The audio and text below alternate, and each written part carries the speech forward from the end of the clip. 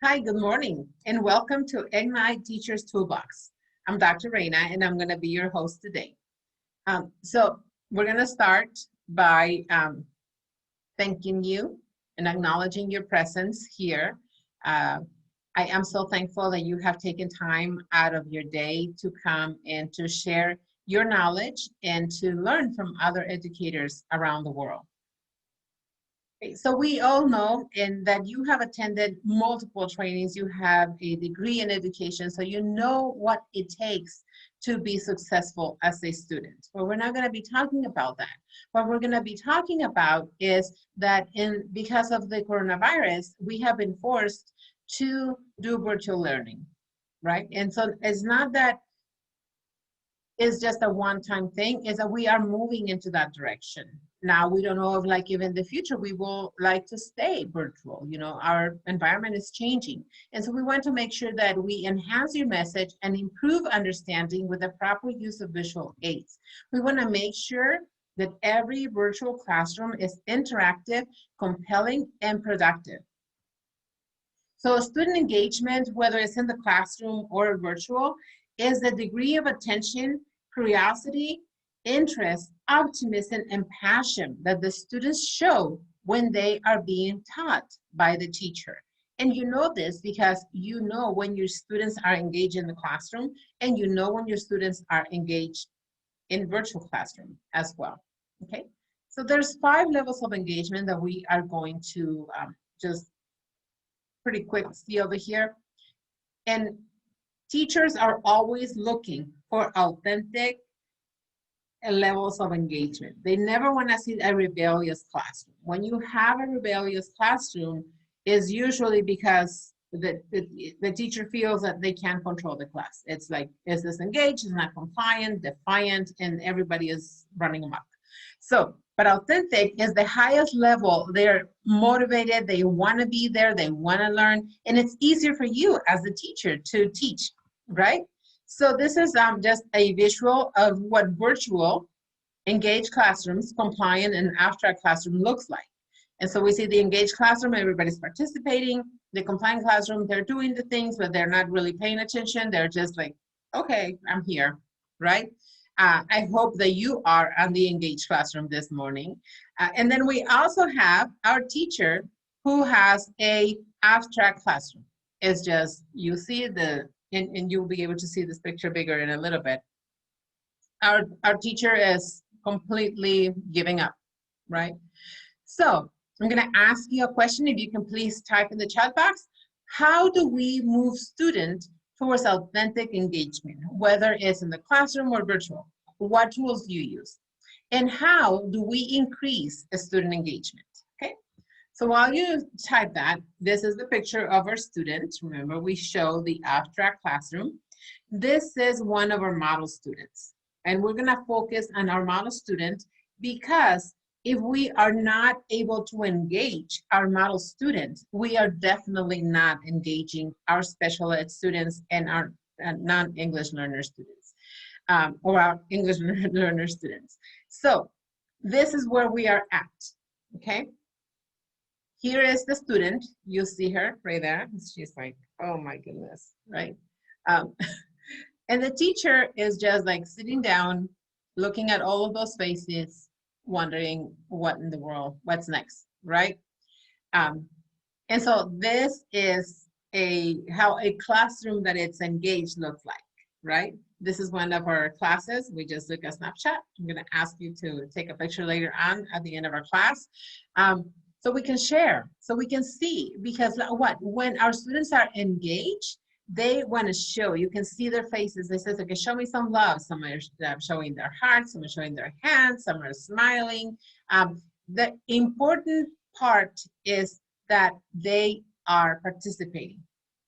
So how does a teacher prepare his or her classroom for learning? That is the question, right?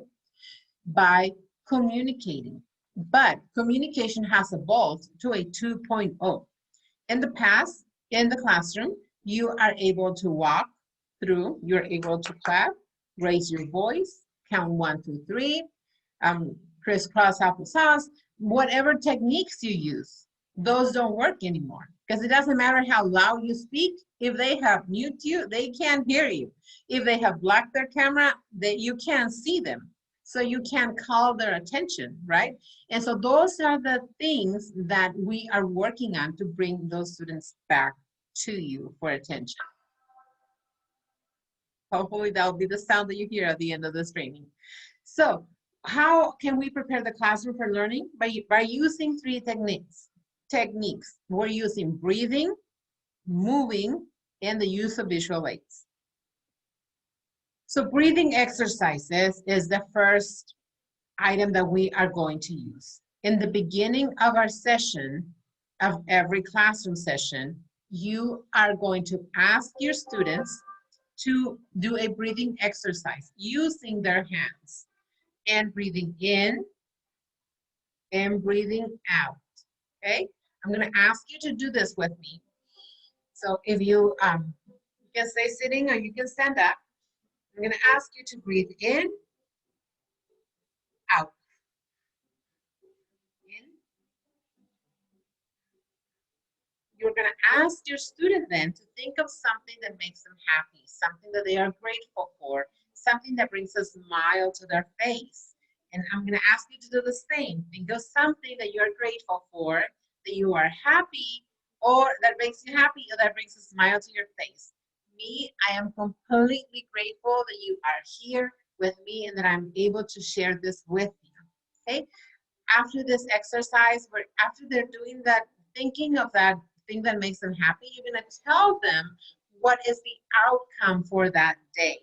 Today, we are going to learn about addition and subtraction. By the end of this class, you will know all the techniques that I showed you, and that will make it easy for you to learn. In our case, we will learn about movement and the use of visual aids, and by the end of the day, your imagination and your passion will be ignited. Okay, and so that's what we call breathing, priming, finger breathing. So I know I broke it down because it's kind of like, but that will bring oxygen to their brain. And so why, you say, why deep breathing? Because there's several studies that have shown that the amounts of oxygen that come to the brain, the better focus our students have. And then we're just gonna focus on the last study that says breathing boosts oxygen levels in the brain. The higher the oxygen levels in the brain, the better you can focus and stay alert. And then in addition, the movement, early childhood IE says that movement encourages kinesthetic memory, it supports balance, and most importantly, movement supports literacy. Okay, so children need movement to develop balance. One of the teachers, and I'm just gonna bring this one up here, mentioned that she gets distracted when all the different noises are coming in through Zoom and through their platform. So she used a background that she teach all her students to use their hand movements when they want to communicate. So when they are talking, when they're talking with the teacher, she uses the movement instead of the sound. They're able to communicate better and she doesn't have headache. So this is one of the ideas that you can use as well. So we established that children need movement to develop balance. And here are some of the movement ideas. With the use of interactive music, we can bring movement to the classroom. In the beginning, we did the music with the movement for the fingers to breathe.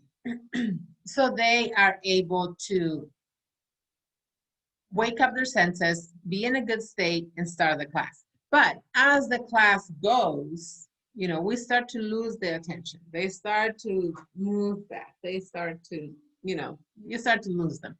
So if we set up, one of the ideas is if you set up alarms throughout the day with a specific music for a specific movement. So for example, if you have a specific music for jumping jacks, when they hear that music, they're gonna get up and do jumping jacks, okay? So here is the one of the music. So the first music is to do jumping jacks, okay? The second set of music is to run in place. And the other music is to clap or snap, okay? So I'm gonna ask you when you start hearing the music to stand up and participate, okay? So there we go. This is jumping jacks. You're able to do jumping jacks, okay? Okay, next music, run in place. Okay, thank you. So this is the result. Okay, I just screenshot all of you. I'm just kidding. This is a screenshot from one of my classes where we screenshot it when they're participating. You know, this one is like, okay, we're doing jumping jacks. You see someone is doing over there, someone is clapping, someone is going up. So this is our free dancing session. We're gonna do one of those at the end of the class. So this is the result. And so when you do that, not only you're bringing a little bit of fun into the class, you're bringing them back. And so that gives them an opportunity to unblock their camera. So if they were not on camera, they're gonna wanna be in camera because they wanna see, they want all of their classmates to see that they're moving. They wanna show their moves, right? So that's the results that we wanna see. And it doesn't matter like this, the parent is sitting right there, this family like right here, he brought everybody to dance with him.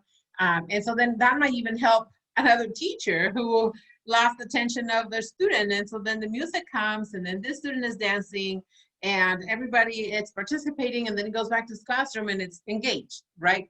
So that's the result that we want to see. Movement is not something new for you.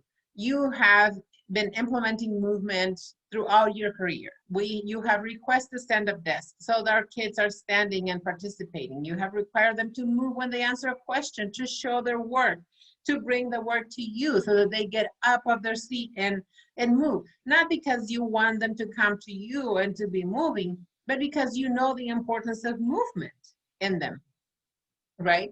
So, and when you are asking them to do this moving exercise, you are giving them feedback because you're saying, yes, I am so glad you're moving here, there. And so that's the use of visual aids times 2.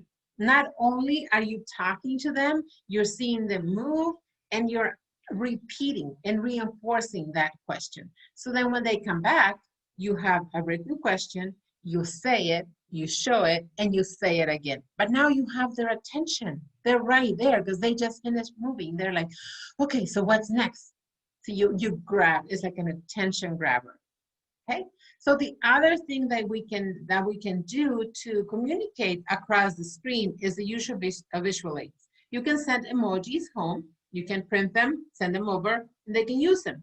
If you don't have that capability, what you can do is you can ask them to go find something red, something green, and go find it. Okay, so I'm going to give you 1 minute. Go find something red and something green in your house. Okay, there you go. Let's go find it.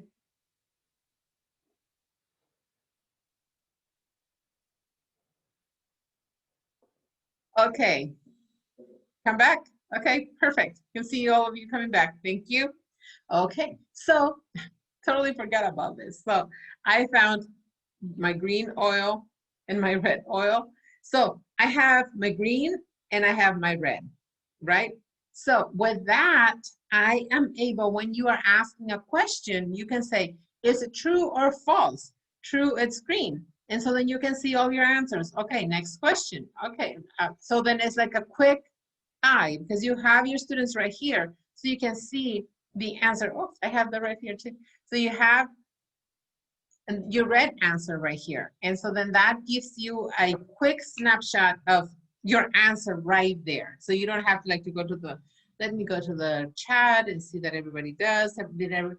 Who didn't responded? You don't know, like you might know all the names of all your students, but you may not know. But if you're seeing them right there, everybody who is present and everybody has a green or a red, you know that they are answering the question right in there, right? So, and then what's most important is it more important that they write something or that they get what you are teaching them. And that's like a quick feedback for you and for them. And then you know, okay, so Carlos did not get the answer, he got red. So then that gives you an opportunity to assess. Okay, I need to like assess Carlos and give him more support than the rest of the class on this or on that. And so then another thing that is really good for our students is that for our upper grades, they are missing a lot of the social component. They are used to like going to the classrooms and talking to their friends. That's how they see their friends. And so they're missing a lot of that social component. By assigning them to groups and having them put in their background to be that color, because as students get older, they are more self-conscious of their house. They're more self-conscious of where they live and stuff like that. And that can create some sort of, discrimination or shame that they don't want to put in their camera because you don't want to see where they live. But if you have a background in the back that is like teal, and then you see, oh, so I have my team. So now I feel like part of the team. I feel part of this team, and like I'm not showing all my stuff. I have my background unless you want to show it. And then when you are going to your classrooms and you see, oh, Kelly and Ariane and Carlos are part of my team. And so then when you go into break rooms, you talk to them, then eventually you will go back to the classroom on site, and then you will, oh, hey, Carlos, we were on the same class, we were on the same team, or you are teal. And so you will not miss that social connection that is so important for our teenagers. They will still have that social connection within them. And so then this is just an example of how to make it and stuff like that.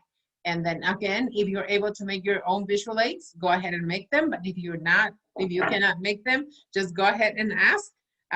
Everybody show me your two colors that you got, and that's so amazing.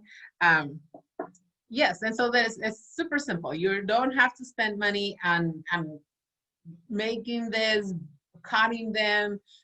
Their parents are gonna be like, we're not making emojis, we don't have a printer, this and that. Simple, you have it in your home. So this is it for today. This is just the beginning. I am not saying that I am bringing all the solutions, but together we can find when, who, what, where, why, how. Just keep asking those questions. And part of the purpose of me making this face group is that you are all invited to join the Facebook group. It's a world-class face group that it's priceless. In my opinion, is priceless because you are able to share all of your thoughts, your experiences. This is a place where you can connect with the teaching community who have joined this community to make this world a better place. I know that all educators, all teachers, in the heart of their passion is to help and to make everybody better. So this is where you get feedback, support, and guidance to help you accelerate your growth as an educator, and you will be able to help others. Imagine how easy it would be to connect with like-minded people who are sharing new ideas. They are like-minded people that will share in an informal setting, and then you will share your success and your failures. And then again, here's me. If you, we're gonna have another session for questions and answers. But if you want to reach out to me, drreyna.com, feel free to call me. I am more than happy to go and join you in your organization. Reach out, and I will be right there to support you, not only with a live session, but with an inspiring session to help us remember and ignite our passion and our imagination. Thank you so much for your time.